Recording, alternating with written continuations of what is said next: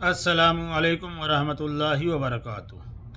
آج کی یہ ویڈیو ان تمام لوگوں کے لیے ہے جو اولاد سے محروم ہیں،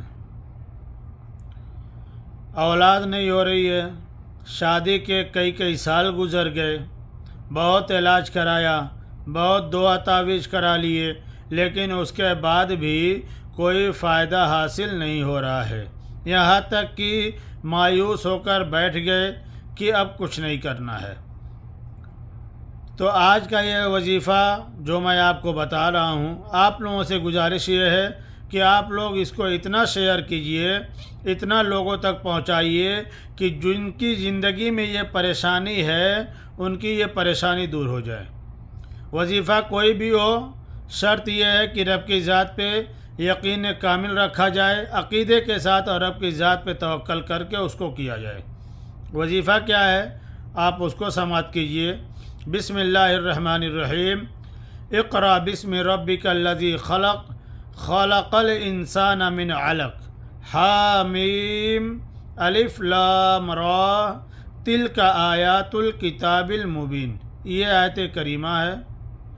اس آیت کریمہ کو روزانہ عشاء کی نماز کے بعد 1 گلاس پانی لینا ہے، آپ کو 101 مرتبہ اس آیت کریمہ کو پڑھنا ہے، اول آخر درود پاک پڑھنا ہے۔ پڑھنے کے بعد اس 1 گلاس پانی میں آپ دم کر دیجئے، پھونک دیجئے، اس کے بعد اسی 1 گلاس پانی میں میاں بیوی دونوں آدھا آدھا پی لیں، اور آپ اس عمل کو کیجئے۔ انشاءاللہ تعالی آپ بہت کم وقت میں اس کا فائدہ دیکھیں گے۔ انشاءاللہ میرے رب کا کرم ہوا تو اللہ تعالیٰ آپ کو صاحب اولاد بنا دے گا، آپ بھی صاحب اولاد ہوں گے، آپ کے بھی گھر میں خوشیاں ہوں گی۔